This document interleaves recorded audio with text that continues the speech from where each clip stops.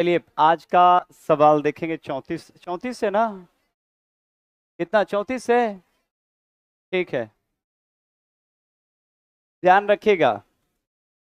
कहता है कि उष्ण कटिबंधीय पतझड़ वन। देखिए यहां पर पतझड़ की बात है और पतझड़ समय भी चल रहा है ना, पतझड़ का टाइम भी चल रहा है।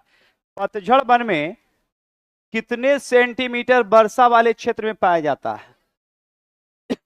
100 से लेके कितना? तो ध्यान रखिएगा कि 100 से लेकर 200 सेंटीमीटर वाले क्षेत्र में कैसे वन मिलते हैं? पतझड़ वन। कैसे वन? पतझड़ वन को, उष्णकटिबंधीय पतझड़ वन को ही मॉनसूनी वन भी कहते हैं। क्या कहते हैं? मॉनसूनी वन के नाम से जानते हैं। तो उष्णकटिबंधीय पतझड़ वन को क्या कहते हैं? मॉनसूनी वन। क्या कहते हैं? और ये वन मॉनसून पर ही निर्भर होते हैं। बरसात में ये वन हरे होते हैं, बरसात में ये वन हरे भरे हो जाते हैं। जबकि ध्यान रखिएगा कि ग्रीष्म ऋतु के आगमन के पहले ये अपने पत्ते का त्याग करता है। पत्ते का क्या करता है? त्याग। पत्ते का त्याग करता है। इस लेकर ऐसे वन याद रखेंगे पतझड़ वन कहलाते हैं। ऐसे वन क्या कहलाते हैं? ऐसे वन क्या कहलाते हैं? जैसे बिहार में ध्यान रखेगा, आम, महुआ, पीपल, बरगद, शीशम। आम, महुआ, पीपल, बरगद, शीशम, ये सारे के सारे अगर पेड़ की बात करेंगे, ये सारे के सारे पेड़ बिहार में भी मिलते हैं। और ये वन ऐसे क्षेत्र में मिलेंगे जहां पर औसतन वर्षा की अगर बात करेंगे 100 से 200 सेंटीमीटर होता है। ध्यान रखिएगा कि जैसे अभी जो ड्यूरेशन चल रहा है, अभी ये बसंत काल और ये होली वाला ड्यूरेशन जिसे पतझड़ काल भी हम कहते हैं, अब ग्रीष्म ऋतु का आगमन होगा तो ये ग्रीष्म ऋतु के आगमन के पहले ये पेड़ पौधे अपने पत्ते का त्याग करते हैं। इस लेकर ऐसे वन पतझड़ वन कहलाते हैं। क्या कहलाते हैं? कैसे वन? तो वैसे वन जो वर्ष में एक बार अपने पत्ते का त्याग करेंगे क्या कहलाएंगे? क्या कहलाएंगे? और मॉनसून के आगमन, मॉनसून के आने पर ये हरे भरे हो जाएंगे। तो ऐसे वन याद रखेंगे मॉनसूनी वन भी कहलाते हैं। क्या कहलाते हैं? क्या कहलाते हैं? तो मॉनसूनी वन को ही हम पतझड़ वन कहते हैं। मॉनसूनी वन को क्या कहते हैं? मॉनसूनी वन को, मॉनसूनी वन को। और वर्षा कितना चाहिए? 100 से कितना? तो 100 से 200 सेंटीमीटर वाले याद रखेंगे, वर्षा वाले क्षेत्र में याद रखेंगे कैसे वन मिलेंगे। जबकि 200 सेंटीमीटर से अधिक वर्षा वाले क्षेत्र में सदाबहार वन उगते हैं। कैसे वन? कैसे? जिन्हें चिरहरित वन या एवरग्रीन फॉरेस्ट भी कहते हैं। ध्यान दीजिएगा। तो ये आपका 34 के बाद 35 नंबर की ओर चलेंगे।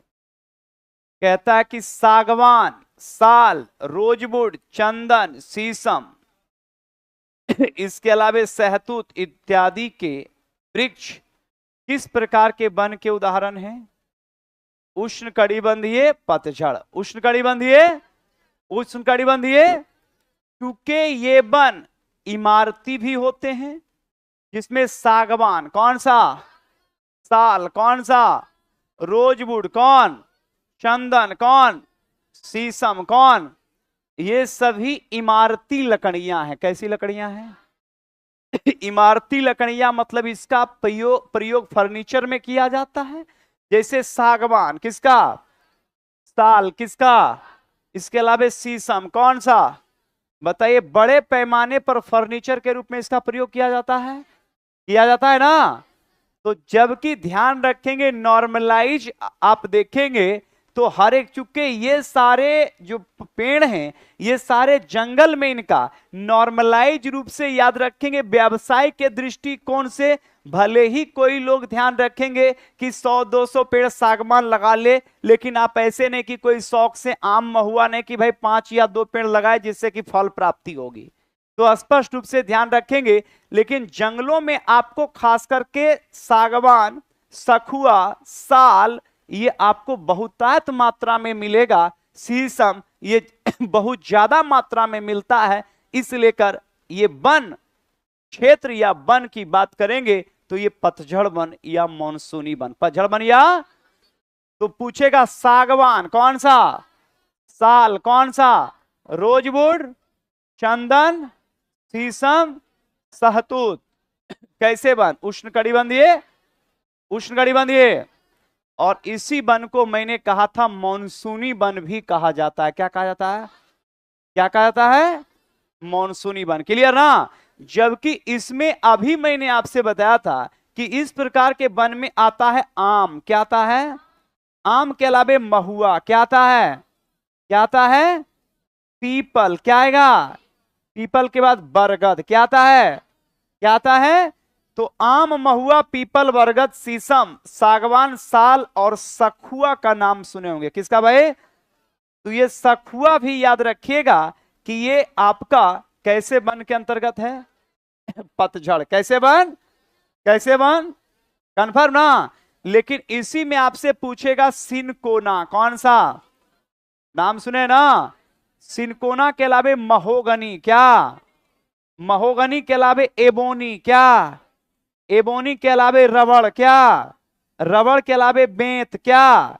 ये सारे के सारे सदाबहार वन है। कैसे वन है, कैसे वन, सदाबहार वन वैसे क्षेत्र में मिलते हैं जहां वर्षा 200 सेंटीमीटर से क्या होगी, ज्यादा, 200 सेंटीमीटर से। तो 200 सेंटीमीटर से ज्यादा वर्षा वाले क्षेत्र में कैसे वन उगेंगे, सदाबहार। कैसे, तो सदाबहार वन में आएगा सिनकोना, क्या, सिनकोना के बाद महोगनी, क्या, एबोनी, क्या, रबड़, क्या, बेंत, क्या। जबकि याद रखेंगे सागवान, क्या, साल, क्या, साल के बाद आम, क्या, महुआ, पीपल, बरगद।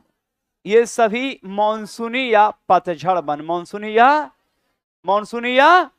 लेकिन सदैव ध्यान रखिएगा कि किसी भी वन के लिए, किसी भी वन या पेड़ पौधे के लिए याद रखेंगे जलवायु सबसे महत्वपूर्ण है। जलवायु क्या है।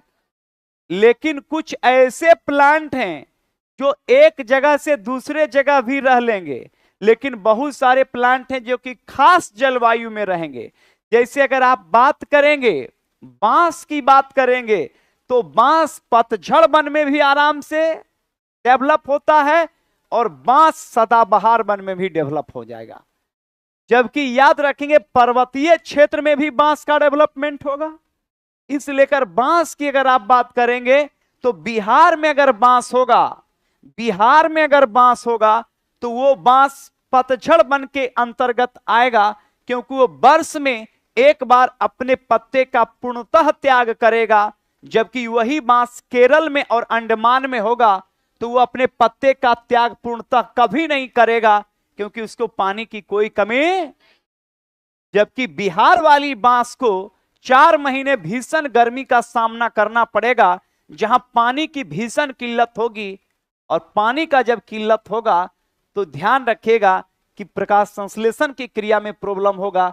इस तरीके से सारे के सारे वैसे वन जहां पर गर्मी और हीट वेव और लू ज्यादा चलेगा तो उस एरिया के पेड़ पौधे अपने पत्ते का त्याग कर देते हैं और अपने द्वारा पोषित, याद रखेंगे, न्यूट्रिशन से अपने आप को बचाता है। और जैसे आप देखते होंगे कि दूब घास जो है, जो दूब घास होता है, ये देखिएगा कि गर्मी के दिन में सब खत्म हो जाता है, सब खत्म हो जाता है। लेकिन जैसे ही बरसात हुआ, पहली वर्षा जैसे ही हुआ, पहले वर्षा के तीसरे दिन देखिएगा कि कुल घास एकदम निकल के एकदम तैयार हो गया है कि नहीं है।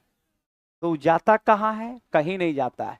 वो जितना भी जड़ के रूप में उसका अवशेष है वो अपने पोषक तत्व के साथ आराम से बैठा हुआ रहता है ना। खाली मानसून का इंतजार करता है कि कब आएंगे मेरे बंजारे, है ना। जैसे ही मानसून आता है, जैसे ही मानसून आता है, जैसे प्यारे अभी पूरे उत्तर भारत में, बिहार, यूपी वाले, झारखंड वाले एरिया में अभी हीट वेव शुरू होगा मार्च के बाद। सारे पत्ते, सारे पेड़ पौधे अपने पत्ते का त्याग कर दिया है। और त्याग कर दिया है इसका मतलब अपने पत्ते को ध्यान रखेंगे, त्याग कर दिया है, क्योंकि सबसे ज्यादा नुकसान गर्मी में पत्ते को होगा। पत्ते को ये हीट वेव प्रकाश गर्मी जला देगा। इस लेकर याद रखेंगे, इस लेकर पेड़ में प्यारे जो पत्ता है ना, ऑनलाइन वाले ध्यान देना, ये पत्ता जो है पेड़ का बच्चा है, बच्चा बेबी है ना, ई है इसकी मां। कौन? पेड़। आई धरती जो है, धरती जो है ये पेड़ की मां है। बात समझे? धरती किसकी मां है? अब मॉनसून, कौन? मॉनसून याद रखेंगे ये पेड़ का हस्बैंड है ना। जैसे ही प्यारे, देखो समय नहीं मिल पाता तो हम क्या समझाएं, लेकिन कुछ कुछ समझा देते हैं ना। जैसे ही गर्मी शुरू होगा, जैसे ही गर्मी शुरू होगा, तैसे ही पेड़ पौधे मॉनसून के तरफ अट्रैक्ट होगा। मॉनसून को कॉल करेगा कि जी बहुत गर्मी आ गया है। मॉनसून बोलेगा टेंशन मत ले, किसी तरह से एडजस्ट करो गर्मी में, कूलर भेज देंगे, है ना। बोलता है ठीक है। इसके बाद प्यारे गर्मी जब शुरू होता है तो ध्यान रखेंगे पत्ते सबसे ज्यादा डैमेज होंगे।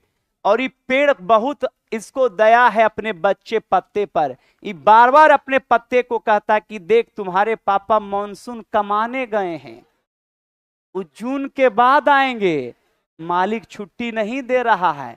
बोलता है मम्मी तब ठीक है जो बोलो। तो बोलता है कि जब तक नहीं आएंगे और ये धूप और ये गर्मी तुमको सुखा देगा बेटा, इस लेकर तुम है ना, तुम हमारे मम्मी के यहां, तुम नानी घर चल जाओ।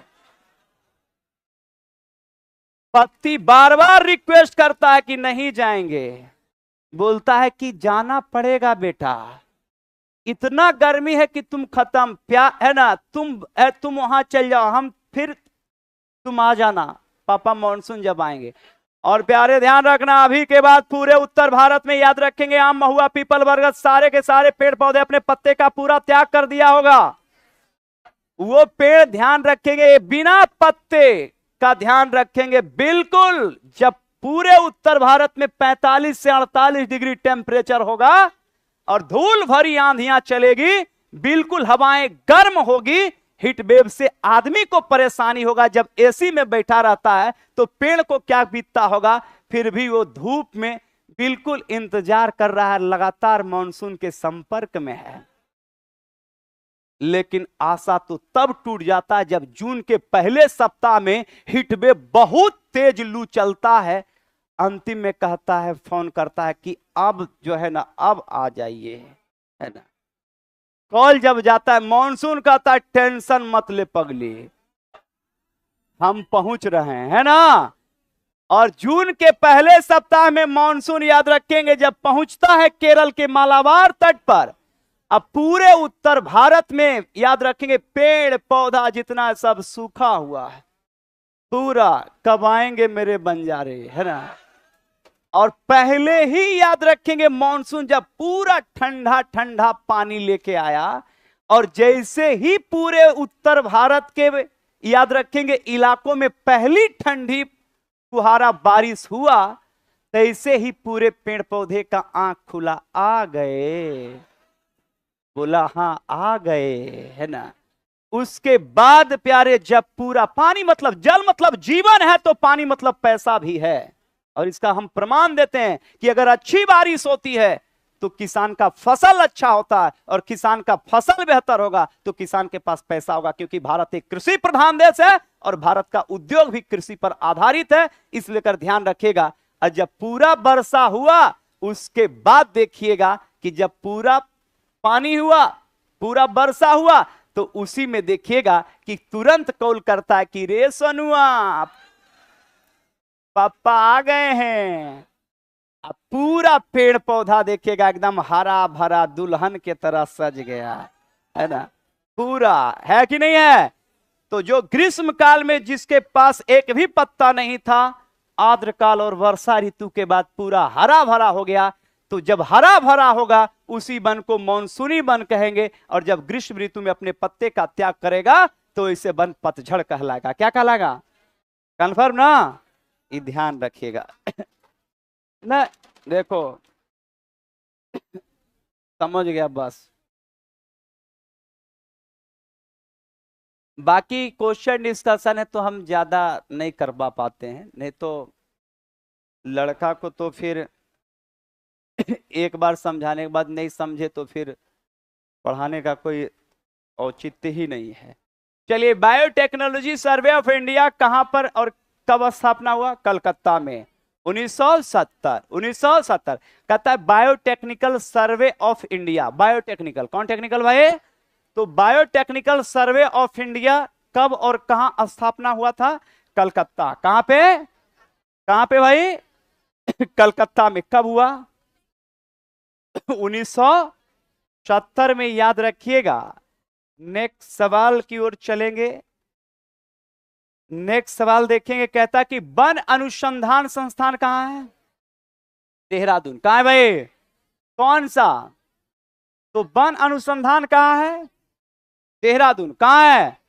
लेकिन इसमें फंसाएगा आपको। देखिए कैसे फंसेगा लड़का, वो खाली हम रास्ता आपको बताएंगे, आपको निकलना है।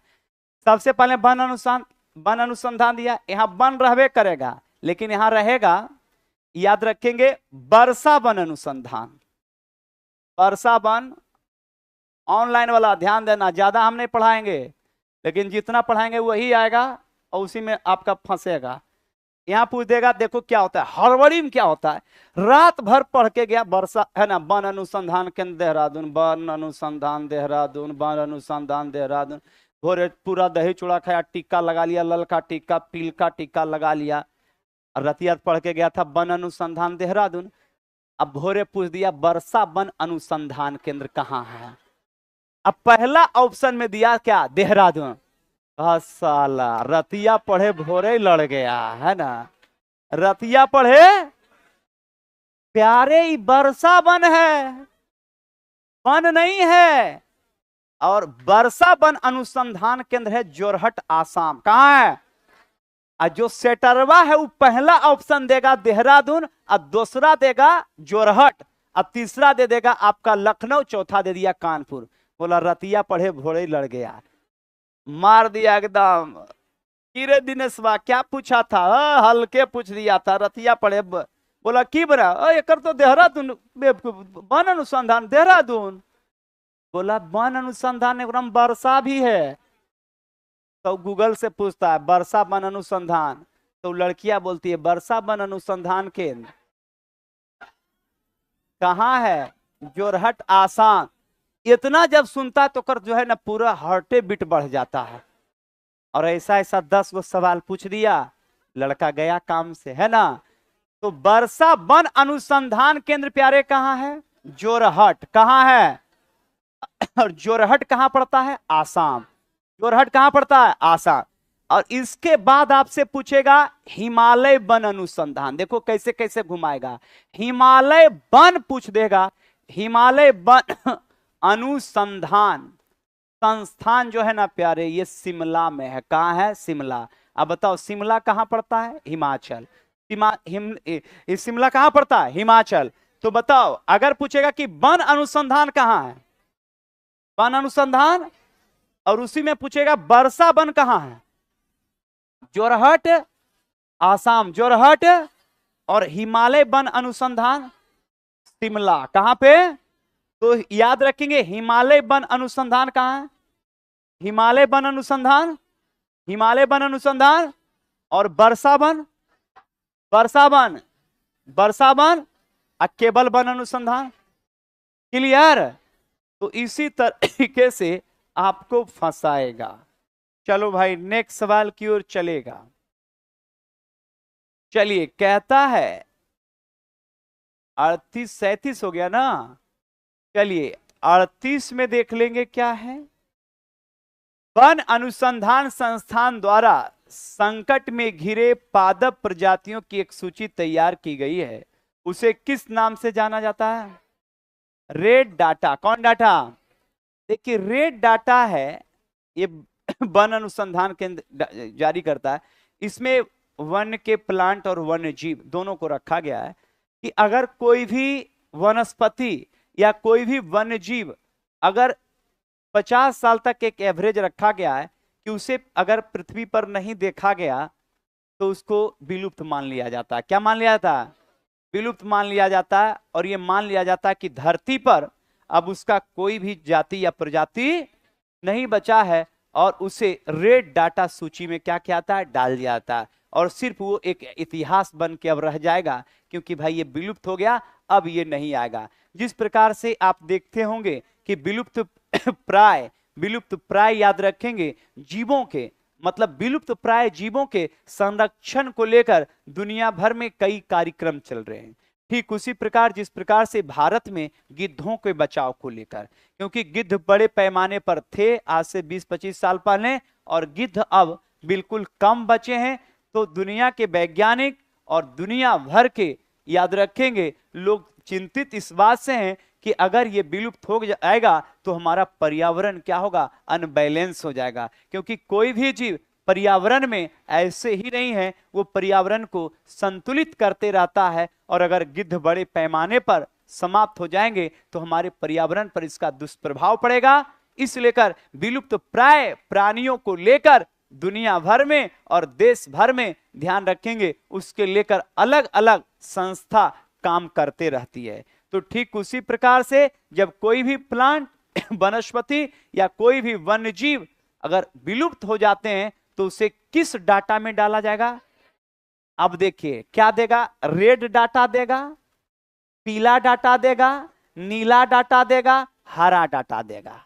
अब पूछेगा कि इनमें से विलुप्त प्राय प्राणी को किस डाटा में डाला गया है? किसमें? किसमें? Red data. किसमें? किसमें? किसमें? कन्फर्म ना?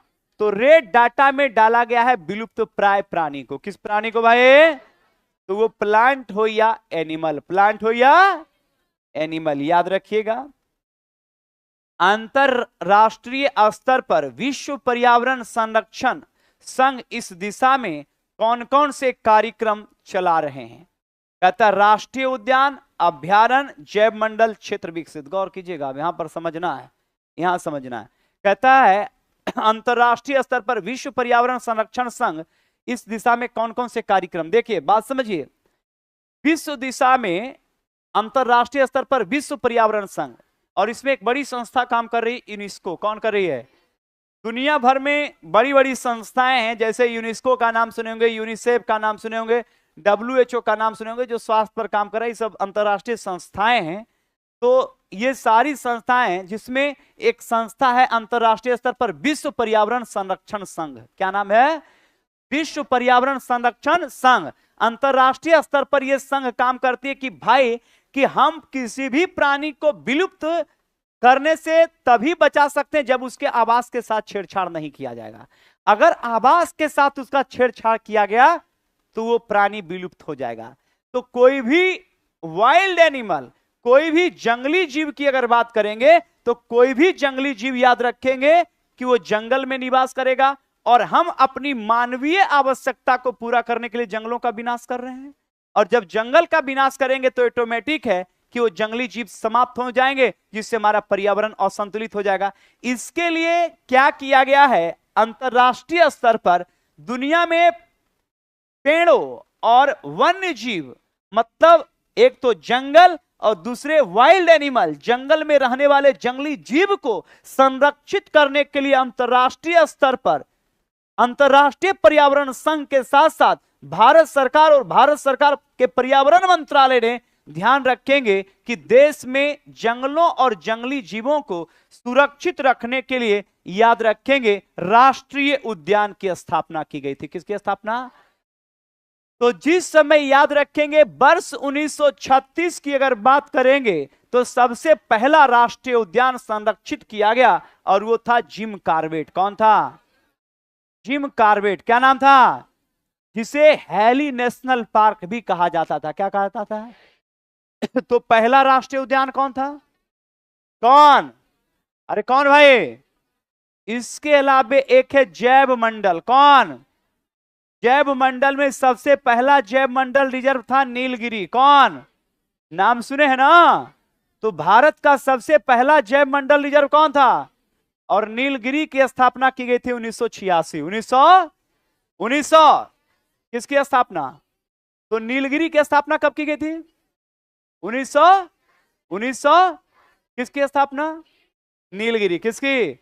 और सदैव ध्यान रखिएगा कि ये जैव मंडल रिजर्व है, ये राष्ट्रीय उद्यान है, और एक ये है जिसे हम वन्य जीव अभ्यारण्य कहते हैं। वन्य जीव क्या कहते हैं? नॉर्मलाइज रूप से आप जानेंगे ना तो राष्ट्रीय उद्यान 105 से ज्यादा है। जैव मंडल रिजर्व की कुल संख्या 18 है, जिसमें 10 याद रखेंगे यूनेस्को के वर्ल्ड हेरिटेज साइट में भी शामिल है, 12 याद रखेगा, और स्पष्ट रूप से याद रखेंगे 500 से ज्यादा वन्य जीव अभ्यारण्य हैं। अगर बात करेंगे बिहार में वन्य जीव अभ्यारण्य की बात करेंगे तो सबसे पहले वन्य जीव अभ्यारण्य बिहार की अगर बात करेंगे तो सबसे पहला है कैमूर। कौन? कैमूर के बाद है मुंगेर का भीम बांध। कौन कौन कौन? तो कैमूर और याद रखेंगे मुंगेर का भीम बांध जो है वो है वाइल्ड लाइफ सेंचुरी। क्या है? जिसे वन्य जीव अभ्यारण्य कहते हैं। क्या कहते हैं? वैसे जंगल जो बहुत बड़े तो नहीं होंगे लेकिन नॉर्मल होंगे, जिसमें कुछ जंगली जीव, छोटे मोटे जंगली जीव का एक प्राकृतिक आवास होगा, प्लांटों का एक बहुत बड़ा क्षेत्र होगा, लेकिन याद रखेंगे बहुत बड़े पैमाने पर प्लांट उतने नहीं होंगे, बहुत बड़े पैमाने पर वाइल्ड एनिमल नहीं होंगे, लेकिन फिर भी वो हमारे पर्यावरण के दृष्टिकोण से काफी महत्व रखते हैं। ऐसे ऐसे छोटे बड़े जंगलों को भी संरक्षित किया गया और नाम दिया गया वन्य जीव अभ्यारण्य। क्या नाम दिया गया? जबकि ध्यान रखिएगा वैसे जंगल जिसमें बड़े बड़े याद रखेंगे बड़े बड़े वाइल्ड एनिमल और छोटे छोटे भी वाइल्ड एनिमल को संरक्षित करने का काम किया गया और बड़े स्तर पर जंगलों को संरक्षित करने का काम किया गया, नाम दिया गया राष्ट्रीय उद्यान। क्या? इसी राष्ट्रीय उद्यान में कई याद रखेंगे बाघ अभ्यारण्य को भी संरक्षित किया गया, बाघ राष्ट्रीय उद्यान को संरक्षित किया गया, हाथियों के लिए प्राकृतिक आवास को संरक्षित किया गया, अन्य जीवों के लिए संरक्षित किया गया। और इस तरीके से ध्यान रखिएगा कि ये 105 राष्ट्रीय उद्यान था, जिसमें कई राष्ट्रीय उद्यान में भारत का पहला राष्ट्रीय उद्यान था जिम कॉर्बेट। कौन कौन? क्लियर ना? कुछ बात है? अगर है तो बोल दो। हाँ है तो बोलिए दो। बात समझ गया ना? हाँ बोल देना है, ध्यान रखना है।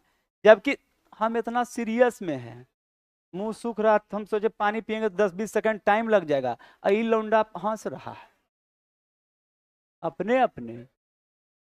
गड़बड़ बात है कि नहीं?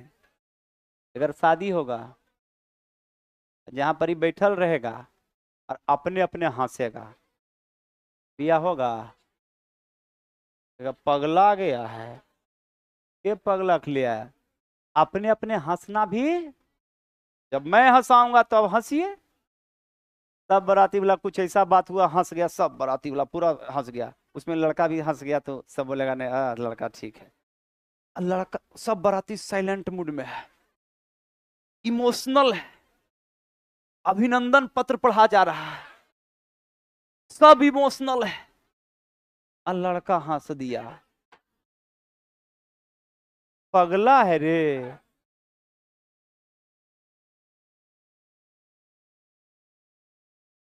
बात समझा?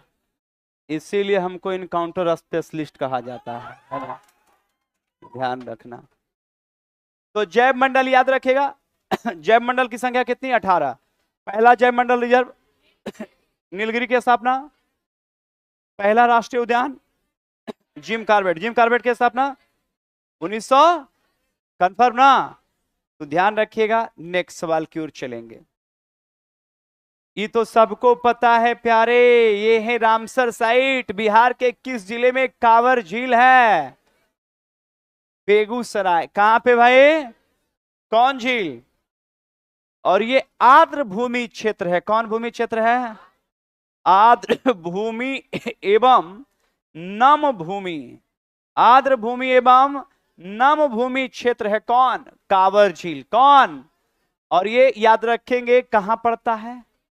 बेगूसराय। ये आर्द्र भूमि और नम भूमि क्षेत्र याद रखेंगे, कांवर झील का संबंध कहां से है? बेगूसराय। क्लियर ना? चल भाई ध्यान देना फटाफट। बिहार में किस जिले में वाल्मीकि नगर वन्य प्राणी अभ्यारण्य है? कौन चंप कौन पीडीएफ? अच्छा ठीक है, नहीं भागेगा। पीडीएफ के नाम पर बेवकूफ कहेगा, जहर बांटेगा से तो एगो भागबे नहीं करेगा। वो तो पीडीएफ है, चूहा की दवाई लेके बैठ जाओ ने, इस सब निकलते वक्त ले लेगा। दो गो है ना, बात समझे? बिहार ने है, वो भी बिहार में पढ़ना है। यहाँ चूहा की दवाई खाली फ्री बाटो, एडवांस से ले लेगा। ध्यान दीजिए, धर दे देंगे घर में। अब पीडीएफ पर नोट्स बटेगा तो लड़का भाग जाएगा, कभी नहीं भागेगा। पीडीएफ आपका एक और कोई आ रहा है, ले लीजिएगा, ऑनलाइन वाले को चला जाएगा। बिहार के किस जिले में वाल्मीकि नगर, कौन वन, कहा भाई? वाल्मीकि नगर गंडक नदी के किनारे। किस नदी के किनारे? गंडक के किनारे वाल्मीकि नगर किसको संरक्षित है भाई? बाघ। किसके लिए? तो प्रश्न आएगा कि वाल्मीकि नगर जो है, वाल्मीकि नगर जो है पश्चिमी चंपारण में किसके लिए है? किस जीव के लिए संरक्षित है? बाघ। किसके लिए? और बिहार का एकमात्र राष्ट्रीय उद्यान कौन है भाई? वाल्मीकि नगर। किस नदी किनारे? गंडक। किसके लिए प्रसिद्ध है? बाघ। किसके लिए? बाघ। कौन? वाल्मीकि नगर। कौन भाई? कन्फर्म ना? चल प्यारे, नेक्स्ट सवाल की ओर चलेंगे। नेक्स्ट सवाल क्या कहता है, ध्यान दीजिएगा। कहता है कि बिहार में किस जिले में गौतम बुद्ध अभ्यारण्य है? गया। कहां? तो गौतम बुद्ध अभ्यारण्य कहां है? ये तो नॉर्मल सवाल है कि बुद्ध ज्ञान प्राप्त किए थे कहां पे? बोध गया में, इसलिए कर उन्हीं के नाम पर गौतम बुद्ध अभ्यारण्य का संबंध कहां से है? गया। और बिहार में सबसे गर्म जिला भी ये है, कौन? तो गर्म जिला कौन? गया। कौन भाई? है कि नहीं? तो सबसे गर्म जिला कौन? और गौतम बुद्ध याद रखिएगा, अभ्यारण्य की बात करेंगे तो भी कहां है? गया। कहां पे? गया में ही एक नदी है फल्गु। कौन सी? तो फल्गु नदी का संबंध कहां से है? गया। कहां से? कौन नदी? फल्गु। कौन सी? कौन सी? कौन सी? और गया में ही एक मंदिर है विष्णुपद मंदिर। कौन? तो प्रश्न है कि विष्णुपद कौन सा? तो विष्णुपद मंदिर की बात करेंगे तो विष्णुपद मंदिर का संबंध भी कहां से भाई? गया से। कहां से? फल्गु नदी का संबंध कहां से? सबसे गर्म जिला कौन? और गौतम बुद्ध अभ्यारण्य का संबंध भी कहां से? गया से। कहां से? कौन सा? गौतम बुद्ध, याद रखिएगा।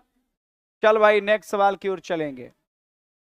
नेक्स्ट सवाल आपका 42 के बाद 43। चलिए नेक्स्ट सवाल। यह सवाल वही है कि बिहार, उत्तर प्रदेश, झारखंड में किस प्रकार के वन पाए जाते हैं?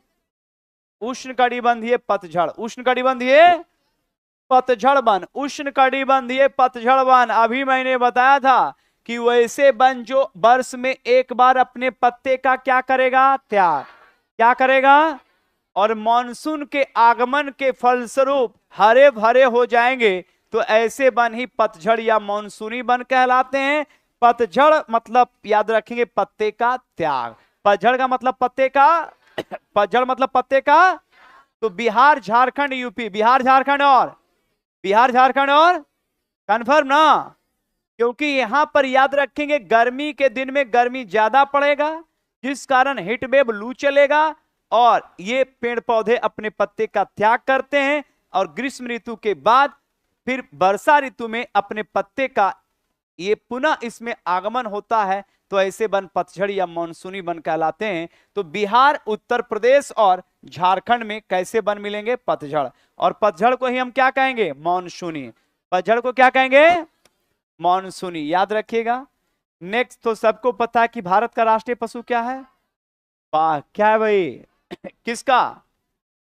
तो ये तो नॉर्मल सवाल, आपको सबको पता है कि भारत का राष्ट्रीय पशु बाघ ही है। खनिजों को पृथ्वी का क्या कहा जाता है? अमूल्य संसाधन। क्या कहा जाता है? अमूल्य संसाधन। तो पृथ्वी का क्या कहा जाता है भाई? खनिज को अमूल्य संसाधन। अगर ये संसाधन नहीं होता तो मानव आज यहां तक नहीं पहुंचता। क्योंकि मानव सभ्यता का विकास जब हुआ तो ध्यान रखेंगे कि जिस सिविलाइजेशन की आप बात करेंगे, जिस सभ्यता की बात करेंगे, उस सभ्यता में भी याद रखेंगे खनिज का उपयोग किया गया। वर्तमान में भी किया गया है और वर्तमान में भी किया जाएगा। तो स्पष्ट रूप से जब मानव को ज्ञान प्राप्त हुआ तो ये तो सबको पता है, सबको पता है कि खनिज में सबसे पहले हथियार के रूप में इसने पत्थर का प्रयोग किया था। पत्थर का प्रयोग इसने हथियार के रूप में भी किया और पत्थर का प्रयोग इसने आग लगाने के, आग के आविष्कार में भी किया। तो यही से मानव अपने सभ्यता की शुरुआत की इसी खनिज और स्टोन के साथ। और फिर जैसे जैसे ये मानव डेवलप होते गया तो याद रखेंगे कि सभ्यता का विकास होते गया और हम कांस्य और याद रखेंगे ताम्र युग में पहुंचे। कांस्य और ताम्र युग के बाद हम याद रखेंगे लौह युग में भी पहुंचे और आज का आधुनिक मानव याद रखेंगे करीब 100 से ज्यादा खनिजों का उपयोग करके आज आधुनिक मानव ध्यान रखेंगे धरती से आकाश तक पहुंच गया। तो ये स्पष्ट रूप से याद रखिएगा कि उसमें खनिज का बहुत बड़ा योगदान था।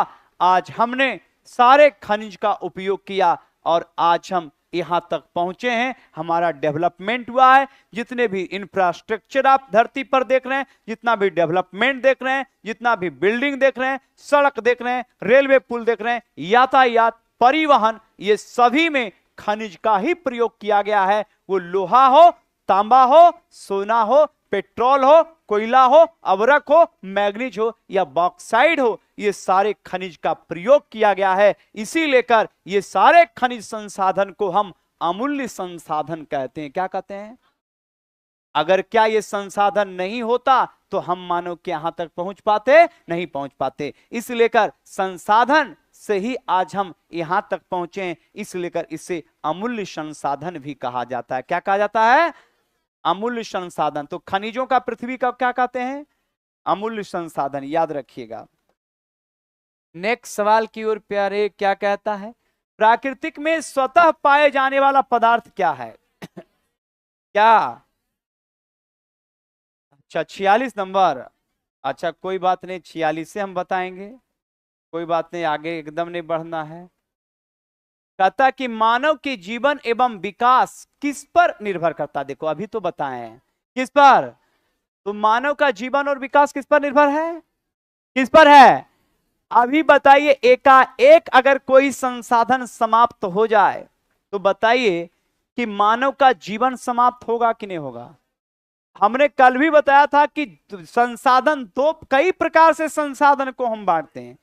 जैविक संसाधन, अजैविक संसाधन, व्यावसायिक संसाधन, सामाजिक संसाधन, अंतरराष्ट्रीय संसाधन, राष्ट्रीय संसाधन। तो ये हमने कहा था कि संसाधन में जैविक और अजैविक दो प्रकार के संसाधन महत्वपूर्ण हैं, जिसमें मैंने आपसे कहा था कि जल एक सबसे महत्वपूर्ण संसाधन है। तो खनिज में अगर आप बात करेंगे अन्य खनिज के बारे में छोड़िए, केवल अगर जल ही समाप्त हो जाए तो जीवन समाप्त हो जाएगा। इस लेकर बताइए कि यह बहुमूल्य है कि नहीं है? तो जल एक बहुमूल्य संसाधन है। जल के बाद मृदा का भी उपयोगिता बहुत ही इंपॉर्टेंस है, क्योंकि मृदा भी अगर समाप्त हो जाएगी या मृदा एंड हो जाए तो भी याद रखेंगे जीवन समाप्त हो जाएगा। और अगर डेवलपमेंट की बात करेंगे, विकास की बात करेंगे, तो उसमें मेटल या नॉन मेटल? मेटल या, ध्यान देना है, मेटल या, आगे में बैठ के नहीं इधर उधर करना है ना। रे चोट्टा रे, वो मोबाइल देखो, मोबाइल से सेल्फी लेता है वो तो सी नंबर लफंगा, वो मास्टर कैसे हो जाएगा? वो उसको तो अभी लगता है इंटर पास करके आया है। उसका चेक, अरे उसका आईडी चेक करो कि 500 रुपया में आके जो है अनियमितता करता है। उसका आईडी चेक करो, इंटर पास है कि नहीं। बहुत आ गया 500 रुपया में, सोचता है बहुत पड़ा, चल रे बैठल तो कम से कम रहेंगे, तू नहीं भी करेगा कुछ से। इसी बीच में सेल्फी ले लेता है। उसको टीचर बनना है, उसका देख के हमको लग रहा है कि इंटर पास किया है बहुत ज्यादा। हाँ चेक करो बगल वाले लड़के उसका। ऐसा स्ट्राइक तो होली के बाद हम करेंगे। तो ध्यान रखिएगा, किसी भी विकास के लिए खनिज की उपयोगिता है कि नहीं? जीवन के लिए है कि नहीं? जीवन के लिए पानी है कि नहीं? जल संसाधन है कि नहीं? मिट्टी संसाधन है कि नहीं? जल या मिट्टी अगर समाप्त हो जाए जीवन समाप्त होगा कि नहीं? जबकि किसी भी मानवीय डेवलपमेंट के लिए खनिज का उपयोगिता है कि नहीं? आज कोयला क्या, लोहा क्या, पेट्रोलियम क्या, ये तीन ऐसे खनिज हैं कि याद रखेंगे मानव का विकास रोक सकता है कि नहीं? क्योंकि अभी मानव के विकास में तीनों का बहुत बड़ा योगदान है कि नहीं है? आज आप जितना इलेक्ट्रिसिटी बिजली देख रहे हैं कोयला पर है, किस पर है? ये जितना इंफ्रास्ट्रक्चर देख रहे हैं लोहा पर है, किस पर है? किस पर है? किस पर है? और जितना ट्रांसपोर्टिंग है सारे सारे पेट्रोलियम पर है, किस पर है? तो कोयला, पेट्रोलियम और लोहा सबसे महत्वपूर्ण याद रखेंगे खनिज है, ये सारे विकास के लिए। और जल और मृदा की बात करेंगे जीवन के लिए। सवाल पूछा गया था कि मानव का जीवन और विकास निर्भर करता है तो किस संसाधन पर? खनिज संसाधन। क्लियर ना? चलिए नेक्स्ट सवाल की ओर चलेंगे। उतना समझ जाइए कि आप सेल्फ भी लिख सकते हैं, बात समझ लीजिए। नेक्स्ट सवाल 47 कहता प्रकृति में स्वतः पाए जाने वाला पदार्थ क्या है? तो स्वतः खनिज को कोई बनाता है? आप देखिए कोई भी चीज जैसे क्रूड ऑयल, पेट्रोलियम लाके आप उसको पेट्रोल डीजल बनाते निकालते हैं। चावल आप उत्पादन नहीं करते हैं, चावल उत्पादन एक प्रोसेस के लिए कि भाई हम उत्पादन करते हैं। चावल तो प्रकृति उत्पादन करता है कि नहीं है? चावल का उत्पादन में महत्वपूर्ण योगदान किसका है? प्रकृति का है। आप तो देख रेख करते हैं भाई। और चावल जब उत्पादन हो जाता है तो फिर कहता है कि हम चावल बना रहे हैं। चावल नहीं बना रहे हैं, आप भात बना रहे हैं। चावल आप नहीं बना रहे हैं, आप क्या बना रहे हैं? भात, है ना? तो ये पर चावल तो प्रकृति बनाया है, चावल कौन बनाया है? आप चावल बना के दिखाइए ना, चावल आपसे नहीं बनेगा, आपसे भात बनेगा। वो एक प्रोसेस है कि पानी गर्म होगा उसमें चावल डालिए तो भात बनेगा, ये तो प्रोसेस है। बाकी आप चावल नहीं बना सकते हैं, ये ध्यान रखेंगे, वो प्रोसेस है। तो स्पष्ट रूप से ध्यान रखिएगा कि प्रकृति में स्वतः पाए जाने वाला क्या है भाई? खनिज। और खनिज सदैव याद रखेंगे प्रकृति बनाता है। कौन बनाता है भाई? प्रकृति। याद रखिएगा 47 के बाद प्यारे ये सबको पता है कि सबसे कठोर खनिज कौन है? हीरा। और भारत में हीरा के लिए एक प्रसिद्ध खान कौन है? पन्ना। और पन्ना कहाँ है? मध्य प्रदेश। पन्ना कहाँ है? मध्य प्रदेश। जबकि याद रखेंगे पन्ना कहाँ है भाई? मध्य प्रदेश। जबकि सोना के लिए कोलार। कौन सा? कोलार कहाँ पड़ता है? कर्नाटक। कहाँ पड़ता है? कौन सा? तो कोलार सोना के लिए, कोलार की बात करेंगे सोना के लिए कहाँ है? कर्नाटक। कहाँ है? कहाँ है? जबकि हीरा के लिए पन्ना कहाँ पड़ता है? मध्य प्रदेश। पन्ना कहाँ है? पन्ना कहाँ है? मध्य प्रदेश। याद रखिएगा पन्ना मध्य प्रदेश प्यारे। 49 के बाद 49 देखेंगे क्या कहता है। सबसे मुलायम खनिज कौन सी है? ये कहता है मैग्नीशियम, सिलिकॉन और ऑक्सीजन से बनता है। तो याद रखेंगे इसका नाम है, याद रखेंगे टैल्क। क्या नाम है? टैल्क। टैल्क जो मैग्नीशियम, सिलिकॉन और किससे बनता है? ऑक्सीजन से। और ये सबसे मुलायम खनिज है। सबसे क्या है भाई? मुलायम खनिज का नाम क्या है? टैल्क। क्या नाम है? टैल्क। और सबसे कठोर कौन है? हीरा। सबसे कठोर कौन? हीरा। और सबसे मुलायम कौन है? टैल्क। याद रखिएगा। नेक्स्ट सवाल 50 नंबर की ओर चलेंगे। क्या नहीं लिखे थे? तो टैल्क लिखिए ना भाई, टैल्क लिखिए, हम देखिए कर देते हैं। चल लिख लीजिए, हाँ लिखिए लिखिए। सबसे मुलायम खनिज है टैल्क जो मैग्नीशियम, सिलिकॉन और ऑक्सीजन से बनता है। टैल्क जो मैग्नीशियम, सिलिकॉन, मैग्नीशियम, सिलिकॉन और ऑक्सीजन से बनता है। मैग्नीशियम, सिलिकॉन और ऑक्सीजन से बनता है ना? चलिए 50 नंबर की ओर प्यारे। खनिजों में मुख्यतः कितने प्रकार हैं? 2। मेटल और जिससे धात्विक या क्या कहते हैं? अधात्विक। इसे ही लौह या अलौह भी कहते हैं। धात्विक खनिज में आता है लोहा। क्या आता है? लोहा के बाद आता है मैग्नीज। क्या आता है भाई? मैग्नीज के बाद आएगा बॉक्साइड। क्या आएगा? बॉक्साइड के बाद प्यारे आएगा तांबा। क्या आएगा? तांबा। क्या आएगा? तांबा। तांबा के बाद आएगा सोना। सोना के बाद आएगा चांदी। ये सारे के सारे हैं धात्विक खनिज।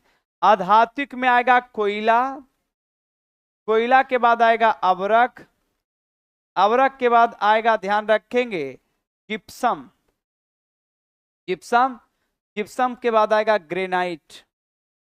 ये सारे के सारे अधात्विक खनिज हैं। नन मेटल, नन मेटल अधात्विक खनिज, नन मेटल अधात्विक खनिज, नन मेटल अधात्विक खनिज, नन मेटल अधात्विक खनिज, नन मेटल अधात्विक खनिज में कौन कौन आएगा? कोयला, कोयला के बाद अवरक, अवरक के बाद जिप्सम के बाद ग्रेनाइट। क्लियर ना? जबकि ध्यान रखिएगा, अगर आपसे पूछ देगा कि धात्विक खनिज में, तो धात्विक खनिज में ध्यान रखिएगा कि धात्विक खनिज में लोहा, मैग्नीज, बॉक्साइट, तांबा, सोना और चांदी, ये सारे के सारे याद रखेंगे कैसे खनिज हैं, कैसे? धात्विक। तो ध्यान रखेंगे अवस्था के आधार पर, अवस्था के आधार पर ध्यान रखेंगे हम खनिज को कितने भाग में बांटेंगे? दो। कितने कितने? एक याद रखेंगे मेटल और दूसरा मेटल और, मेटल और धात्विक व धात्विक व, कंफर्म ना? तो ये पूरा ध्यान रखिएगा। नेक्स्ट पॉइंट की ओर चलेंगे और लास्ट सवाल आज के डेट का, ध्यान रखिएगा 51वें नंबर पर हम चलेंगे। लौह अयस्क, मैग्नीज, टंगस्टन इत्यादि किस प्रकार की खनिजें हैं? लौह युक्त धात्विक खनिज। लौह युक्त कौन सा? लौह युक्त कौन सा भाई? धात्विक खनिज। कौन कौन? लौह अयस्क, मैग्नीज, टंगस्टन, ये सभी याद रखेंगे धात्विक खनिज के अंतर्गत आते हैं। किसके अंतर्गत आते हैं? धात्विक खनिज के अंतर्गत आते हैं। क्लियर? चलिए आज का सेशन आपका यही था। चलिए ऑनलाइन वाले भी ध्यान देंगे। अब बैठा रहेगा रे, आ गया है, कहां जाएगा? छोड़ दो, जो नहीं करेगा ना अभी बैठेगा सब 5 मिनट, 5, जो जहां वहीं बैठ जाएगा 5 मिनट। एक एक व्यक्ति सिर्फ एक नोट्स लेगा। एक, बोल रहे हैं ना तुमको, तुरंत लाठी चार्ज कर देंगे।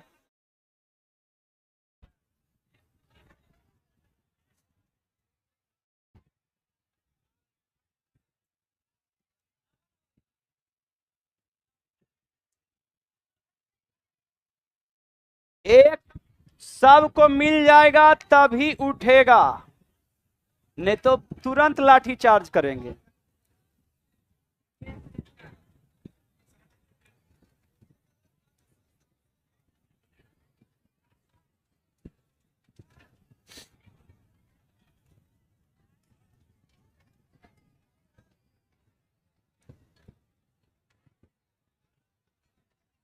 कोई हल्ला नहीं करेगा।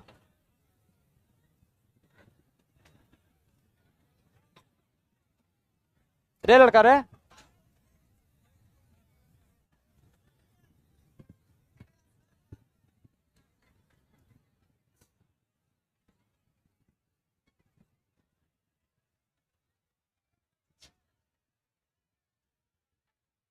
सब पीडीएफ लेके जाएगा। एक भी अगर इधर उधर किया फिर पीटना शुरू करेंगे। बहुत जल्दीबाजी में तो।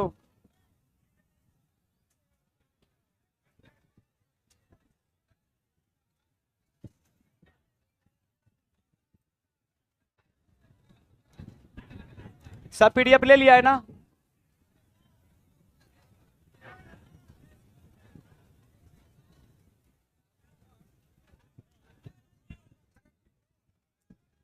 कठोर सबसे ज्यादा हीरा।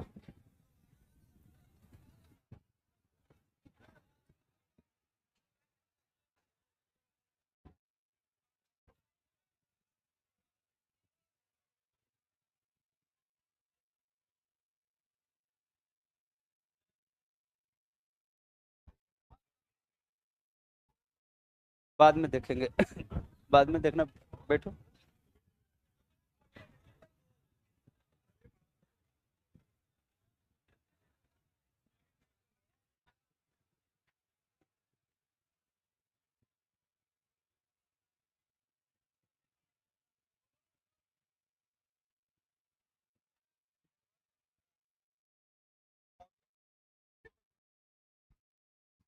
क्या?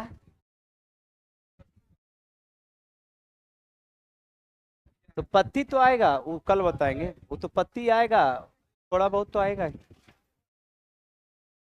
अरे सब बताएंगे कल, एक ही दिन क्या करें तुमको हेडमास्टर बना दे। कहता पत्ती आ गया, आपका पत्ती आ गया तो पत्ती को हम न कल देखेंगे।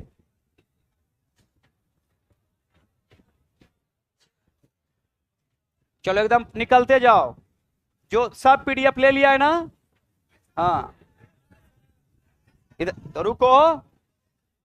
की करेगा, जान दे देगा।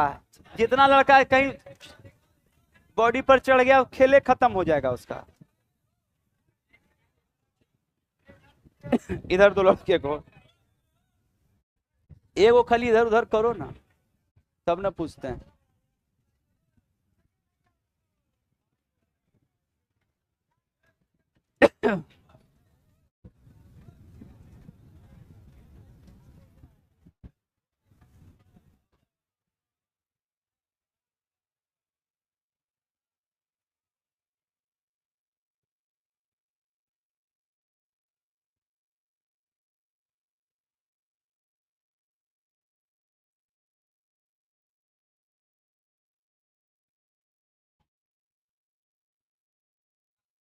सबको मिल गया ना?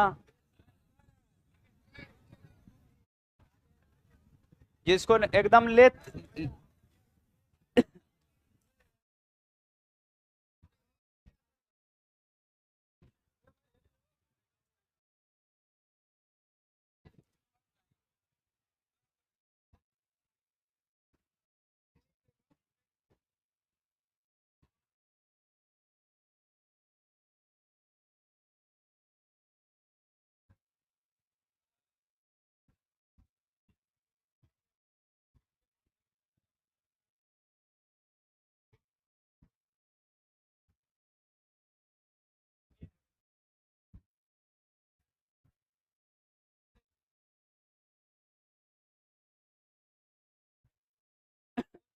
दो कोई नहीं लेगा, सिर्फ एक।